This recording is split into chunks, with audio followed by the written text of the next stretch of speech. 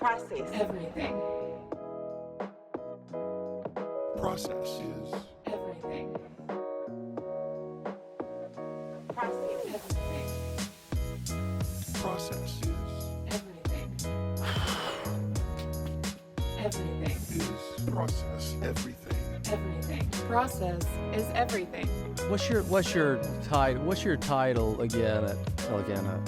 Vice President of Corporate Development and Strategic Growth, Got it right. Which means which is code for I do all the paperwork, and also look at opportunities for us to be maybe a little more strategic in the way that we grow, right? Like Pellicano has been around for a long time, and so I am not revolutionizing anything. They're just good people and they do good work. And so, 80% of our business is referral or return business. But that's a strategy. So, part of the strategy is let's take care of those current clients, make sure that we're touching in with them, doing some debriefs after a project. If something went wrong, let's engage. Get some of those strategic places because it's a lot harder to get new clients than it is to keep the ones you have. Let's make sure when we are getting new clients that there's an opportunity to do more than one project. So that's part of that strategic growth. Like we have 20%, 25% capacity on any year. So let's make sure if we're going to add someone to that group, one, that we get along well because we want to be able to work with them for a long time. Mm-hmm. So like our values align, the way we build will align. I would say that that's part of that strategic growth.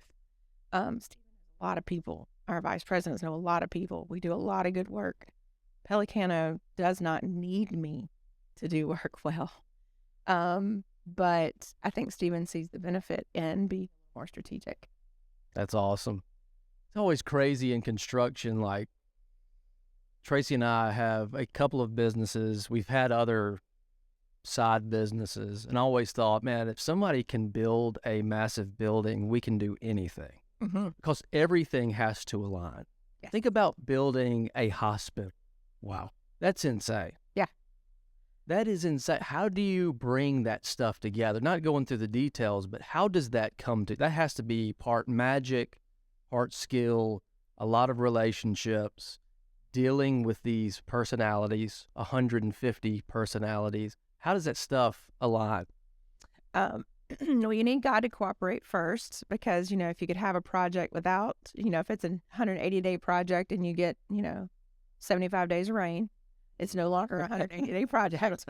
Rain ain't a good thing. No. Exactly. And so, you're praying. I mean, our superintendents wake up every day, actually, and project 3 or 4 days down the line. What is the weather doing? Because that's whether they're going to call the concrete guy off or whether they're going to call the layout guy off, so God has to cooperate. Keep your prayer life in order. Exactly. And then if he's not cooperating, you have to kind of ask yourself, like, okay, so what are we trying to learn here? Like, how are we trying to navigate this more effectively? And then from there, it is all about having strong relationships with your subs, making sure you're treating them well. Like in my former life, as I worked in healthcare, we did a lot of construction. And so in that life, like one of the things that we would do, if we brought in a GC to do a large project, so it was projects that maybe we couldn't do in-house, whether this was, in academic medicine or, in a community hospital, you would say to your GC, like, how you treat our subs in this town matters. Like, you're going to go back to Birmingham and, do whatever you do somewhere else. But today you're living and working in our community. And so how do you make sure you're taking care of our subs? Because, these people live here. Do y'all go through and vet your subs? Because when I think about subs, I think about guys sitting on a roof smoking a joint, So there has to be a pretty good. I hope they're not working for us. But yes, of course. And I wouldn't say so much at this stage because, and I don't want to talk out of turn, at this stage, so much of our work is consistently in the same kind of communities. We definitely do work in communities we've never done work in, right? That is infinitely more difficult because of exactly what you're talking about. Like, we know who our concrete guy is in Albany. Yeah. We know who our, framer group or two are in the Macon area, right? And so you work with those guys more effectively. You know who their people are. You know most of them by name. Our superintendents know them.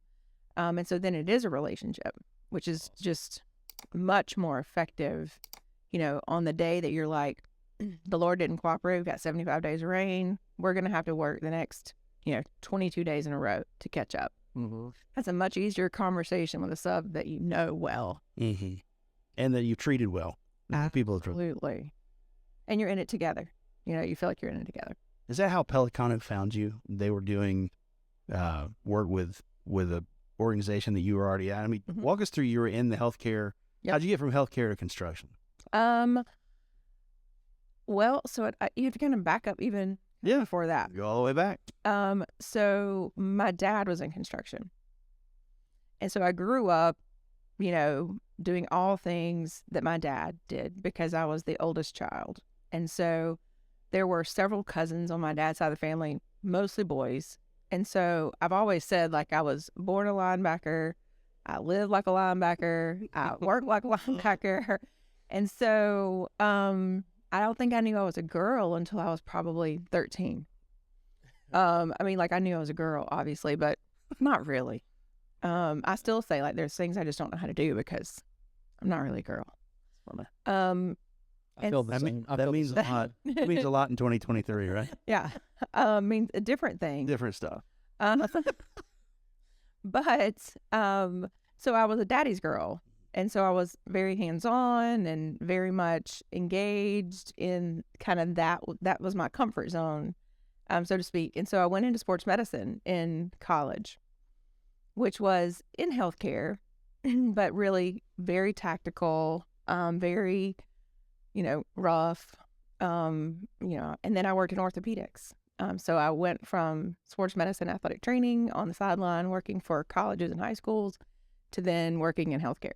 And so because I had a background in construction, so to speak, early in my career, in my 20s, I was given way too much responsibility for a 20-something-year-old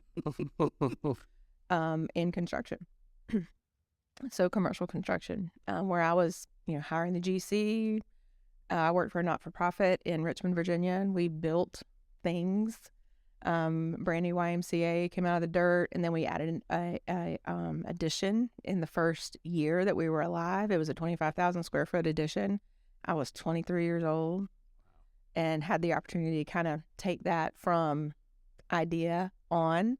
And so my career has always been colored by operations, for sure, healthcare operations, healthcare leadership, developing people.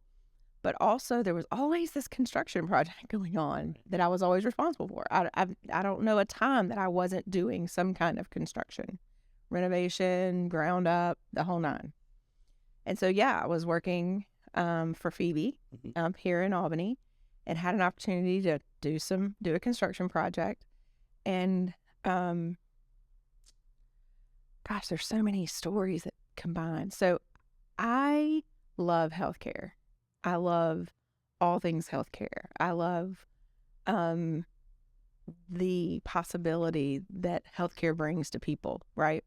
So I would say it was my mission for a long time, and it fed me professionally. I got to learn a lot. I got to do a lot, but it asks a lot, and healthcare has changed a lot since 1999, I guess, when I really kind of started working in healthcare. So, COVID, so I would say that healthcare, macro environment healthcare kind of wrestled me to the ground, but then COVID kind of kicked dirt in my face. And so it started out as a joke, really. Like I said to Pat, to answer your question in a long-winded way, I said to Pat Etheridge, who's our COO, one day on a call, one of our construction calls, I said, Pat, so when I get all done with this healthcare thing, can I just come be like your assistant or, kind of something like that? And it was just a joke. And then that joke kind of turned into like a funny joke that kind of stayed in the conversation. And then one day I did reach out to him and just said, hey, listen, I'd really like to have a conversation about this. And so he introduced me to Steven. At the time, they had identified, unbeknownst to me, I thought I really was having a conversation about being a project manager or, something like that in their healthcare space, because they do a lot of healthcare. And so they had identified a need, this kind of corporate development, someone to do some recruiting, to put teams together, to pour into their people, from an engagement, but also just a, how do we retain people kind of conversation. And so this job kind of was a concept. And I remember leaving the conversation and saying to Steven, I am way more excited about this than I ever thought I would be. Right? Like, so anyway, it was a conversation that lasted a while. And then eventually we pulled the trigger. So that's how I wound up in commercial construction. Well, that's how you find good people, right? You have a network of people, present company excluded. You like to associate yourself with good folks, right? That's right. That's right. But that's how networking works, and finding, I've heard you say this, and many other leaders say that the best employees are the right people doing the right jobs at the right time. Mm-hmm. And that's part of you trying to build up y'all's team. That's right. Dive into that a little bit, because I see you doing it like all the time. Yes. You're talking about these cards that you hand people. Yes. Go down that road. I love that stuff.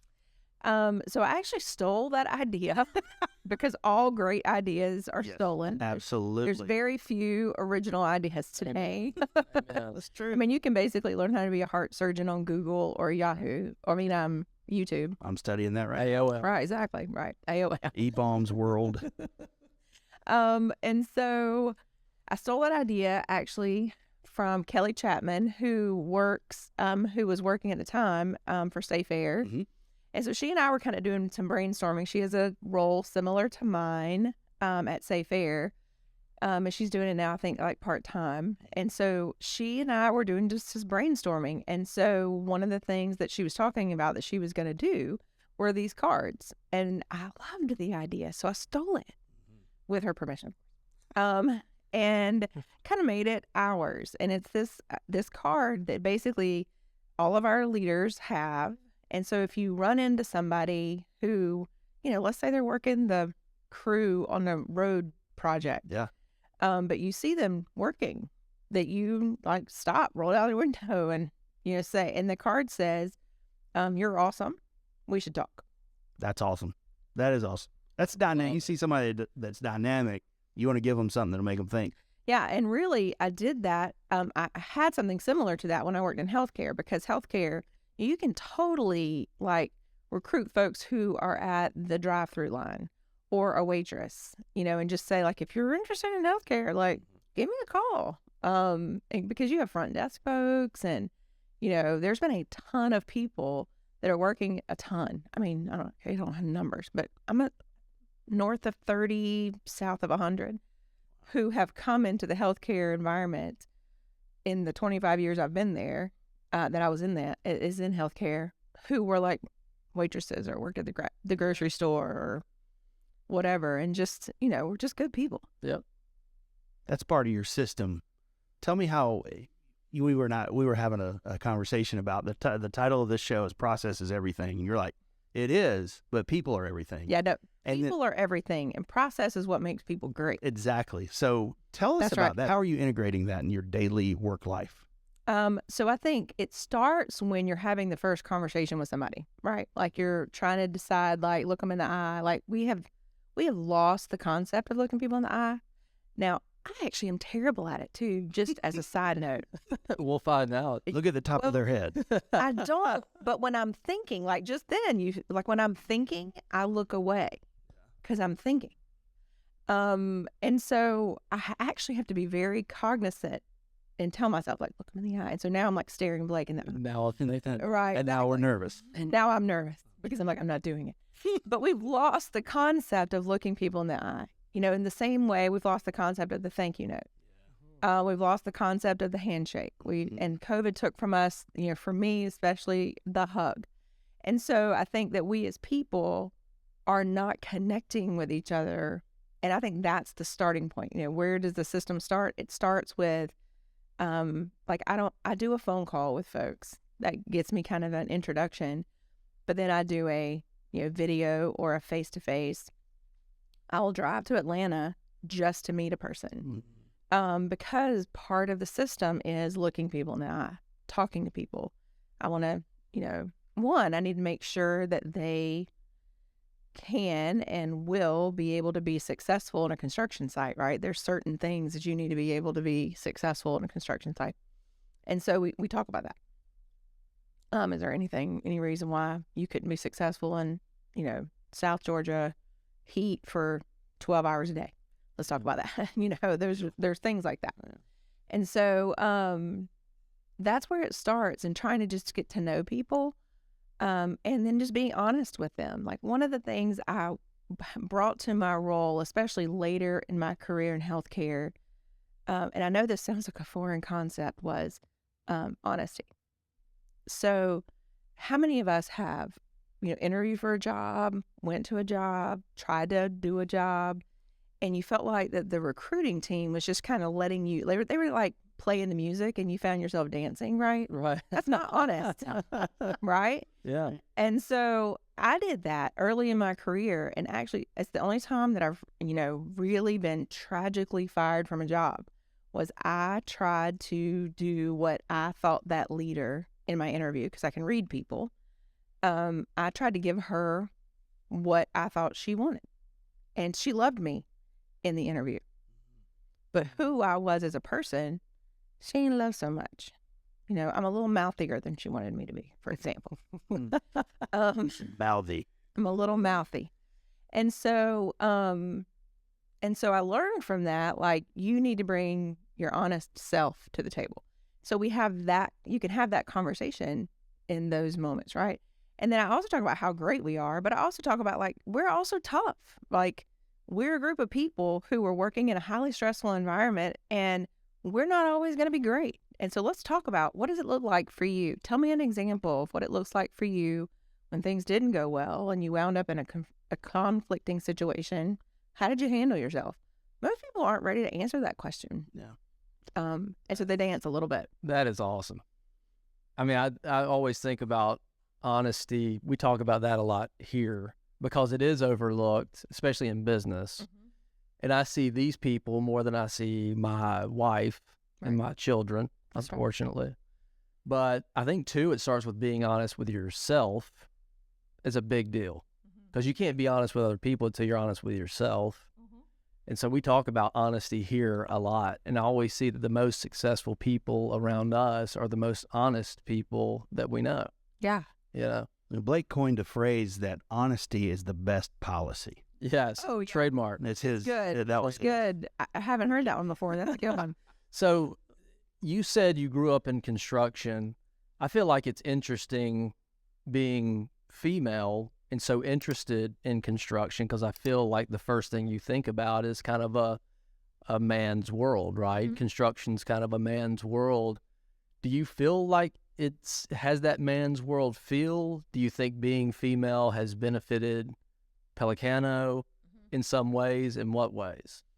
I do, because I believe that diversity on any team is beneficial to that team. So I do think that having a perspective of how, and I can't speak without speaking about my faith, so it'll be interwoven in a lot of ways, but so God created us, women and men, differently. And we can have a lot of debate about that for sure in our current culture today. My children love to have that conversation with me because they're in their 20s, and so we get to have that conversation a lot. They challenge me in a good way. We challenge each other. But I would say that my thought process to that question is that God created me for a very special role. And most of that role is to complement his creation, to make it better, to invest in that creation, to come alongside my husband and for us together to complement our roles together in our home. But I also think it replicates in some ways to the professional life, or at least it has for me. And so what I mean by that is I feel very comfortable because I'm a woman in being able to come alongside any of the men in our world and compliment them, push them a little bit, make them feel a little uncomfortable, make them think about something that they maybe haven't thought about before. You know, one of the things that I love to tell a couple of our folks is you are technically so sound and savvy, right? Like you can run a project, you can see a schedule, you know how that kind of has to happen. What you need me for is to help you understand how to motivate the people around that, right? And so to your point, you have to be honest with yourself. One of the first things that Stephen and I really worked on investing in, which was different for Pellicano, was an assessment of our leaders, a self-assessment. And so that they got to see kind of who they are. We get to see who we are as a team. So when we're having a conflict, I can have that conversation from the purview of being my role, but I think also my God-given kind of role of being a woman, to say to one of our vice presidents, hey, so listen, you're now falling into that place where we're talking about your socialization and your behavior assessment, for example. This person who you're interviewing is a direct conflict for you in that area.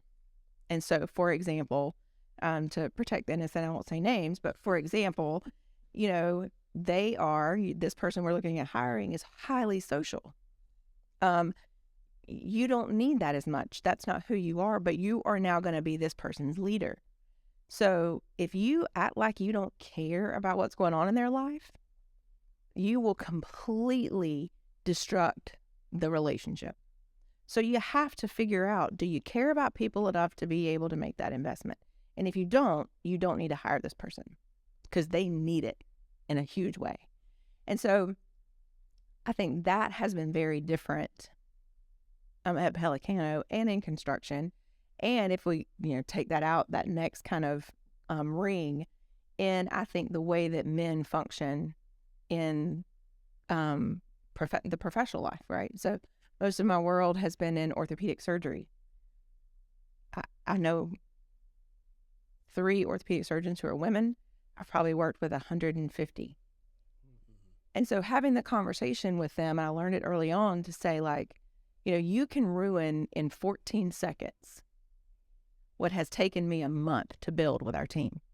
But you come in and you stay highly focused on the outcome and you forget the process and what all it has taken to get to that outcome, and you just obsess about how we didn't get this outcome, but you totally left off the table the 3 months of work it took to even move the needle. Well, you're going to completely unmotivate our team, and it'll take you 14 seconds to do it. Good gracious, that's incredible. I've just recently discovered in the last couple of years the importance of that assessment. And I would say before that, and Tracy will tell you, I was almost anti the assessment because I felt like I would be acting, Right. This is, it's not like, when somebody gets their sign, right? Mm-hmm. They're, oh, you're a Leo, whatever. You lean into it. Yeah, I'll become right. that. I always felt like, well, I'm acting, but your perspective is spot on in that you're not acting, you're adapting to change and to the relationship, to build the relationship, Mm-hmm. right? You're not putting on a front or a facade. You're making an effort to understand that other person.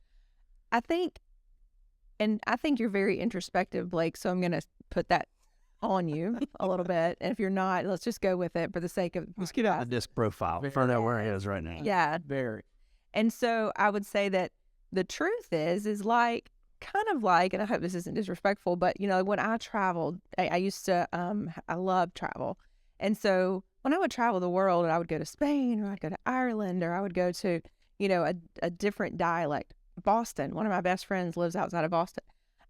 I will start talking like her. I'll have that same dialect that she does. I'm from South Alabama. I have no business doing that, right? But I think that's a natural human trait, right? Mimic. To mimic or to try to blend or to somehow try to connect with that person. And so you pick that up. I think that is in some way what we do when we do an assessment, Yeah. right? Like you kind of lean into that just a little bit. And you even find yourself, like I think earlier in my career when I was maybe a little less mature, I hope I'm a little more mature today. Some days not. But I would say like, I mean, my weakness is here. I clearly know that. So you're just going to have to get over that. Yeah. Like, yeah, that's just who I am. So you're just going to have to be okay with that. Well, the point is, what you say is to understand your weakness, not so that you can make an excuse for yourself, but that so you can either make that a little bit better, or that you can say to your team, this really is an opportunity for me, and I'm going to make sure I'm very intentional about who I hire around me. And so I am bringing you on, Blake, because I am less introspective and I need that voice in my ear. So I'm going to frustrate you because I'm not as introspective as you are. So I'm going to ask you to do that for me. Well, that is a different conversation. Absolutely. And that makes you guys so much more powerful as a team. Absolutely. We're pulling each other out of the ditch on any particular day. Absolutely. And that's what, I mean, otherwise you could put anybody in the chair next to you, but you get the opportunity to pick the person who's in the chair next to you. So it should be someone who compliments you. It should be someone that you want to invest in. It should be someone that you want to make better, or else, number one, you don't need a chair next to you because you're now an island. And so enjoy that. But, you know, one of the things I used to say to our chairmen, our doctors who were leaders, is if you make every decision, that makes you a king. And you can do that because you're the chairman. But if you're the king, you better be right all the time because you don't get the best thinking of your people. And when you're not right, mutiny happens. There's this great quote that says, the same people who attend your coronation, which I think is also apropos given that we have a coronation, the same people who attend your coronation will also attend your hanging. Oh. They're the same people. Yeah. And I will be live texting that coronation. Right. That is so cool, though. I've never heard that. Mm-hmm. What, on a construction site, this is on a lighter note, because I feel like I'm in therapy now. Sorry. No, it's good. That's good. If I walk in on a construction site, what's a good slang on a construction site that I wouldn't recognize what they're talking about? Oh, gosh. That's something I should have asked before. Yeah. Interested. Think about There's It's like for us in the production world, I'll say, hey, Isaac, go get me a stinger. Well, that's an extension cord. Oh, Right. okay. Is that what you're talking about? Passing there's a thing called the dead kitten. The dead right? kitten. It looks like a dead cat. You put on It's a windscreen for the mic. Oh, okay.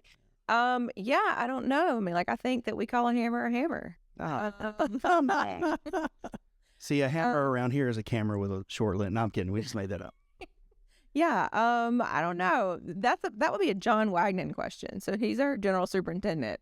Okay. I'd love to hear what he would say. What did John? This is maybe off camera, but what did John and some of the others think about due process? They were all so John specifically. It's funny that you say that. So he was who I counted on in a lot of ways as the motor. Oh, cool. For us, because he was all in early on, because he is basically over all of field operations. And so he saw this need for this, like, how do you do a pre-construction meeting? All of our superintendents need to watch that. How do you walk a site? How do you do a site assessment? How do, all of those kind of things. For him, it's those skills that he saw himself teaching over and over and over and over and over again. So there was a way that he's still going to have to do that to some degree, but at least folks will have the same vocabulary. They'll have the introduction. He'll feel comfortable with them being on a site before they get to go through all of those kind of things. And so John, in many ways, was the engine or the motor. I was kind of trying to choreograph how everything was happening and putting those processes together. But John was the one, and especially in senior leadership meetings, who, when somebody was saying, like, why are we even doing this? John was like, let me tell you why. Because this is how this is going to play out in the field. He was a trooper. I know he was sick on a couple of those sets, too, and he was fought through some stuff. That's just who he is, though. Yeah. John Wagnon is, Pellicano is very grateful for John Wagnon. Very, very grateful for John Wagnon. It's a great team. And I'm glad to hear you say Pellicano because it's always you hear it both ways out in the city. Is it Pellicano or Pellicano? I'm so glad you asked that question. Yeah, let's set the record straight right here. Let's do. So Tony Pellicano would tell you it doesn't matter to him. I love it.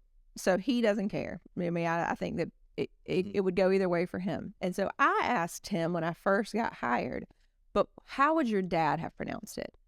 And he said, well, my dad would have pronounced it Pellicano. There you go. Done. That's how I pronounce it. Pellicano. What you don't want to do is be a Pellicant. You want to be a Pelican. Pelican. That's Okay. right. Okay, that was. I'll probably cut that out.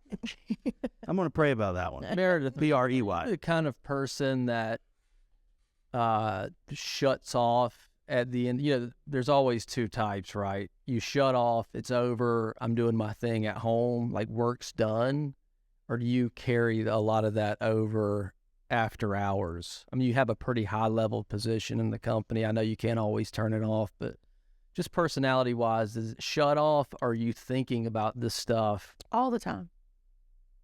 Tell me about it. So because it's people oriented and because it's also process oriented, there's always a way to do it better. And so I would say that I try to get to a place where the tactical things that need to get done, I do shut those off at a certain time. You know, like I'm not responding to email or I'm not, whatever, like 7-ish, I'm not looking at my phone, that kind of thing. But I'm thinking about it all the time, brainstorming. Right now, there's a couple of needs that we have for some key positions. So I am thinking about ideas on sourcing that all the time, So I would say idea generation never shuts off. How we could do it better never shuts off. That's just kind of who I am. It's how I'm wired. I'm always thinking about how we can do it better. I'm one of those people who walks into a restaurant and is like, if they could do these 7 things, this would be such a better restaurant. Love that. I love innovative thinking. You never know when innovation is going to hit. Right. And so I'm always thinking about that. Or, at the worst of myself, I'm thinking the owner surely doesn't know that this is currently happening. Yeah. Right. Because they would be like on their left ear about this right now. Do you speak up, like when you see those things that are like, for example, Jason Garber? Oh man, Listen, Jason is a good one about Jason. This is scary to me. He's on your picture on your. Yeah. I'm introspective, so I don't do this. So Jason will go to a drive-through at McDonald's, right? Mhm. They have 2 windows. He Yeah. goes to the first window, and they go, "Will you pull forward?" And he goes, "No, I won't pull forward." I love it. That is scary. Yeah, Territory, right? You're Yeah. talking about going to the rrestaurant and seeing this. Yeah. Do you talk about this, or do you just keep it to yourself I keep it to myself. and then use it at your own company? Yeah. I think about it. I mean, I see it, right? Oh yeah. But I also, now I will say that there are people in my life who are friends or whatever who will ask me to come in or ask me, hey, we're thinking about, doing this one thing. Will you come and just kind of talk to our people and see if it's a good idea? Or do we have the horsepower to even do this or whatever? So I think, it's great that people, who know me and love me want my opinion because I have one about almost everything. But you're invited. But I'm invited. Yes. So I'm not going to do that unless I'm invited. Yeah, it's like giving lessons on the golf course. You just don't do Yeah, it. you just don't do it. What type of music do you listen to? Taking a sharp right turn. All types. My favorite is old country. So Okay. think Waylon Jennings, Okay. Merle Hank Haggard, Junior. Hank Williams Jr. Okay. My dog's name Hank. Love it. But I would say if I am cooking, which I love to cook, and so if I'm cooking and preparing dinner or people are coming to my house, I am listening to all things Kenny Rogers. Love Kenny A Rogers. little bit of gambler in you when you're cooking. Now, are you looking at TikTok recipes? Because I'm telling you what, there's some good stuff. Are you on TikTok? It's good. Have Bless you you. seen it? I have seen it because So- friends who send it, friends will send you and you Yeah. can see like what they send you. So yes, for sure. But I am a total Pinterest girl. Okay. Okay. Yeah. Like I'm not on Facebook. But yeah, I'm on LinkedIn and Pinterest. Okay. The only good thing about TikTok is recipes because it's so fast, right? It's like due process for food. Well, what is great about Pinterest is some of those great recipes that are on TikTok get posted on Pinterest. And so you get both. Yep. The recipe right Yeah. there. In front Like of there's this set of they're sisters, and they do kind of all things like salad. They're like the salad sisters. That's not who they're called, but they could be. And so they do all things salad. Yeah. And it's great because it's like, like a shrimp salad or a Mexican salad or, if you want something, depending on what you're serving, there's always this great salad that would go with because or, just like a meal salad or whatever. Anyway, I like them. I need to get on Pinterest. Like I always dabbled in it. I never really did anything, but I know it's awesome. Mm-hmm. You can make the boards. And then the algorithm knows what you're doing. It picks you up. And for me, no one else needs to know. Like, no one in Beijing needs to know what recipes I'm interested in. That's true. The algorithm has me pinned on fried foods and steaks. I'm like, oh, Yes, and Rosie O'Donnell. man, big fan of Rosie O'Donnell. Okay, she's Not really. hilarious though. She used to be. Back in the VH1 Rosie O'Donnell days. Yeah, well, and I think about that. My my grandmother, Pre The View. my grandmother is 93, Okay. and she's just one of my favorite people on the planet. And so she and I get to have these conversations, and I realize that now at almost 50, I'm doing some of the same things. My mom and I also talk all the time, but I'm doing some of the same things. Like, for example, my reaction to Rosie O'Donnell is Rosie O'Donnell from A League of Their Own. Yes. Right. Version of Rosie. Yeah. Funny Rosie. Right. So I'm like, she's funny. Yeah. But like, I just block out anything that. Yeah. Yeah. The political side. My grandmother is the same way. Like, she'll tell you, like, she loved this, like whatever it was. And I'm like, Yeah. Yeah. Man, I'm telling you, that's the same way. I watch a lot of actors and watch how they work and stuff. You got to separate what they stand for and all that. Just, enjoy the movie That's and right. move on. I That's love right. that. So you married a musician, Joey. Let's talk about this guy. He's a very talented guy. love to talk about this. First of all, are you a musician as well? Are you a musical person? Heck no. You don't sing at all? I have no music ability whatsoever. Okay, well, that's good, though, but you appreciate music. Well, I'll tell you my favorite story of how Joey and I came together. So Joey and I are a blended family.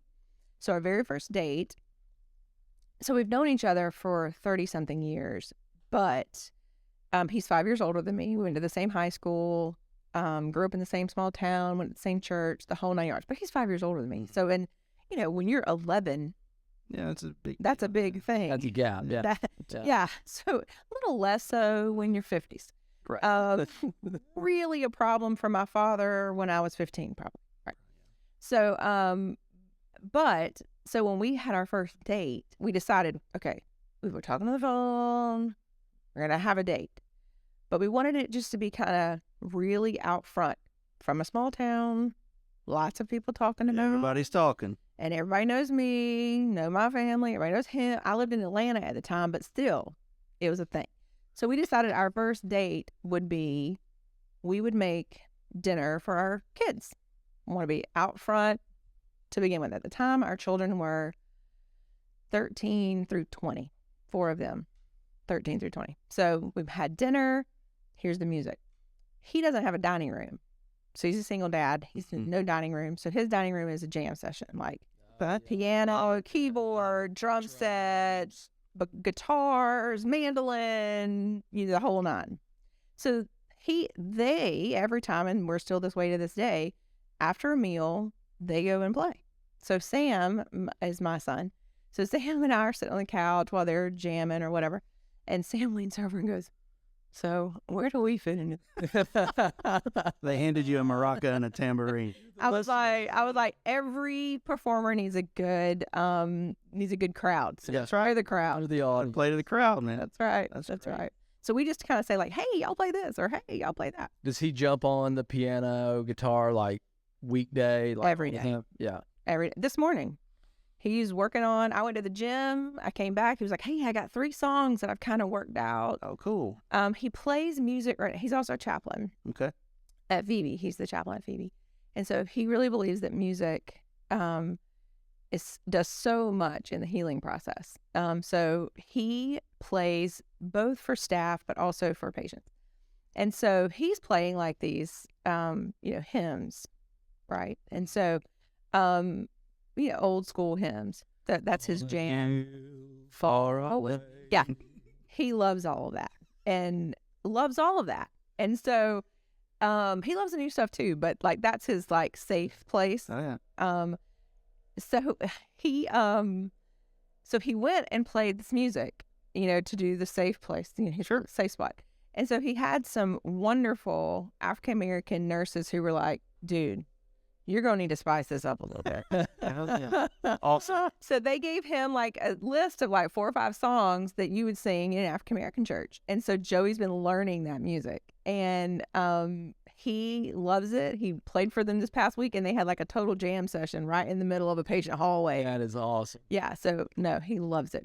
That's great. Now you have been at Pellicano for a year. 1 year. Okay. So, and you've been in Albany how many years before that? 2 years full time. Okay. So like March of 21. But I also did consulting starting back in November of 2020. Cool. So I lived at the Mary Acres from November of 2020. Good people over there. Was it the Paula Deen suite? No, Uh, I couldn't afford that. I was in one of the 2-bedroom kind of. Oh, yeah. So the Albany community, I mean, you guys kind of made a splash here. What are some of the things that you're doing here locally? I know, we have one listener. I found out we got 2 listeners. We've got Blake's mom Right. Hey, Mom. and one more listener. But for the 2 listeners that we have, tell us what you're doing in Southwest Georgia, kind of outside of, obviously as a recruiter, Mhm. you're always looking for talent. Yep. What are some of the other things that you and Joe and your family are doing? Well, I'm super excited to say that for the first time since we moved here, so I've been an athlete. I was an athlete, went to college on an athletic scholarship. I've been, I've been a runner. I've been working out my whole life. But since we moved to Albany, #COVID, because I cannot go to the gym with a mask on my face, I haven't been to the gym. So in the gym, the people who are at the gym, those are my people. I just know those people. And so I'm super excited to say that for 6 weeks, Kay-Ann Blackwell and I have been going to the gym Mm-hmm. faithfully. And so, Shout out to KN. yeah, so that's not, giving back to the community, but it is engaging in the community. There's so many people that you get to talk to at the gym. You get to know people at the gym. Mm-hmm. God, wow. Nightmare. That's my nightmare. Well, Is talking to somebody I at the wear the gym. biggest headphones I can find when I go to the gym. Don't talk to no one me. talks to me. Guys, that's funny. I hang out at the gym too, but it's the Jimmy's hot dog That's right. right down the road. That's right. Yeah. And then I have gotten involved in, dipped my toe in the water as it relates to being involved. I would say I'm not quite involved. Just in. Yeah, with the chamber. So I think that Barbara is just an amazing person, and I enjoy her so much, and I enjoy watching her leadership, and I've really enjoyed, for the 2 years we've been in Albany, being a spectator. And so I feel like I've spent 2 years really being a spectator, and seeing all that is possible, but also, not wanting it to be something that Joey and I want to accomplish, but where's the Lord leading us? So being very engaged in our church, and the Lord is definitely leading us there. And how do we engage there? Because there's only so many margins in your life, right? So the question is a question that we have been actually asking ourselves, because we're also part of that sandwich generation. So we have mom, grandmother, and Joey's parents are still living, and they live in Dothan, Alabama. That's our hometown. And so we spend, 1 or 2 weekends there, kind of boots on the ground. My grandmother fell recently, and we're absolutely kind of boots on the ground there. We have 3 grandchildren, so 1 weekend out of every month. That's the only time that the 3 of them get to go to be together as cousins, and so that that's kind of sacred to us to make sure we have them together. And so there's not a lot of margin left after you do that well. And And again, it goes back to kind of my faith that I really believe that the Lord leads you, and Scripture is pretty clear on this, that, you take care of your family first. Like, that has to be your priority. Like, God blessed you with those people, Right. and you're supposed to take care of them. You're supposed to love and pour into them. And right now there's a big need for us, for them, for our grandkids. And then our children, we have 4 children who are ages now 21, and our oldest is 29. And so they still, 20-year-olds still need a lot of love and a lot of support. And so trying to make And money. and money, and all the things that go along with that. And so they are just turning into these beautiful adults, but I still want to be in their life, Oh, no. and I still want to be really connected to them, and that takes effort. None of them live here, so Right. so anyway, I would say that because of all of that, we've been given this gift of being a spectator, but I have kind of dipped my toe in the water with the chamber. And Joey, more so, has been trying to engage with law enforcement in the community. He was a chaplain in law enforcement for a long time.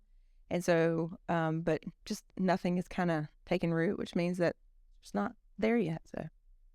Well, that's awesome. You guys are a blessing. hashtag blessed. You got great family. You got the new blended family, the Brady bunch, the Holland bunch. Yeah. I think we are lucky to have you guys in our town, our community. We work with you with our businesses, but I think it's great to have you guys here. There's one game that you want to play a game here? Yeah. There's a game that we always play. I know the only 2 listeners of our show or watchers of our show know this game well, but we want to play it with you. It is called First Class or Bus Pass. All right. So an example of it, I would say, Blake, first class or bus pass baseball. I would say first class now, because they have time limits and you can actually enjoy the game within, 2 hours instead of 7. My gosh. You got to have some staying power to watch baseball. Yeah, it's getting better. So these are kind of not really random. They're kind of little tailored to you. So I'm going to start off. All right. So Alabama football. First class. All right. Georgia football. First class. Oh, okay. See, Toughie. I like it though. I like that you can appreciate old Kirby Smart. Kirby Smart came from Alabama. He's a Bainbridge, Georgia boy. Yeah. Makes him a small town kid. Made good. He's got his values in order. I lied. I love his intensity. Me too. So cool. And Ron Corson, who's their athletic trainer, their head athletic trainer there, is one of the smartest men walking the planet Earth. Really? And he taught me at Alabama. How about that? See, a little connection. Yeah. I like that. Let me get this next one. All right. This is how I judge people on this next one. Jimmy Buffett. First class. Why? Because he's a legend, first of all. So he's been making music since I've been born, right? He's, however old he is, 112. And he can still, bring a group of people. A big group. And if you've ever been to a Jimmy Buffett concert, it will be the highlight of your life. I love people watching a Jimmy Buffett concert. You don't even have to go to the concert. You can just sit outside watching people for 2 days, right?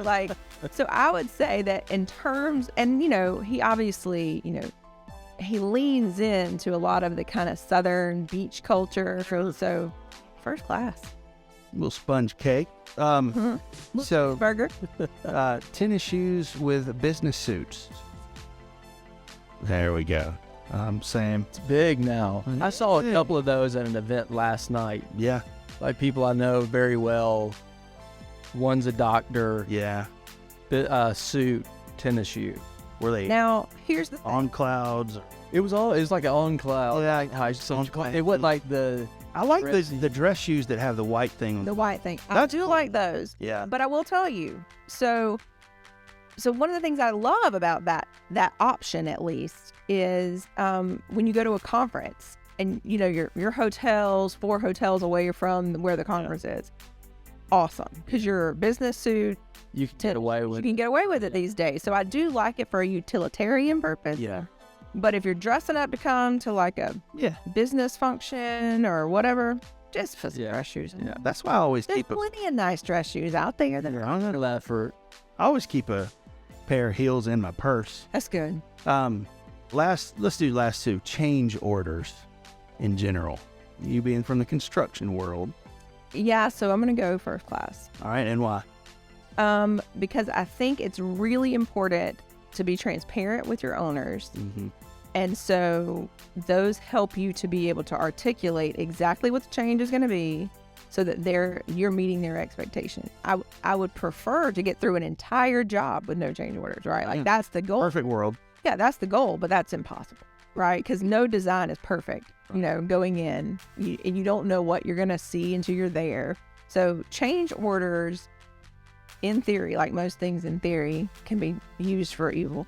But change orders, in theory, and the way that I see them practiced the most is to document for both sides what is going to happen and how much that's going to cost, so that there's no surprises at the end of the day.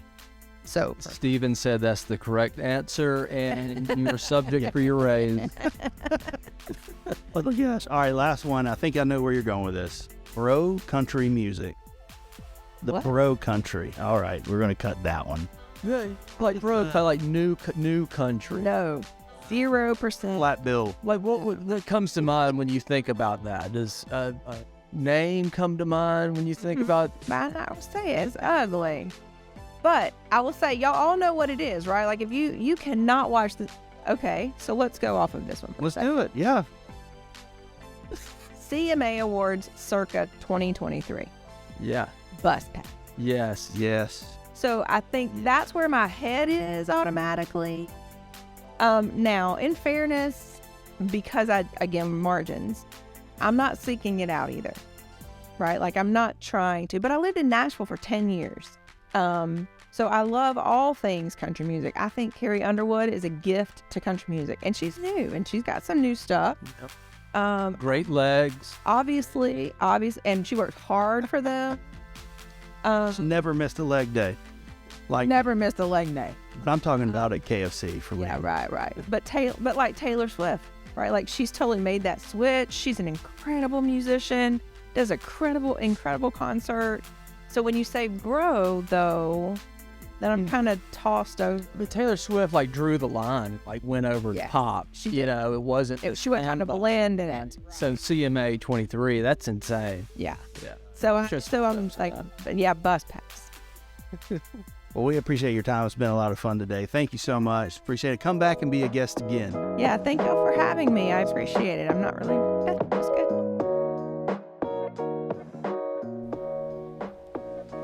For more information about the fine folks over at Pellicano, visit their website at pellicanoconstruction.com. Today's episode is also brought to you by Due Process. Standardize, onboard, and train your employees.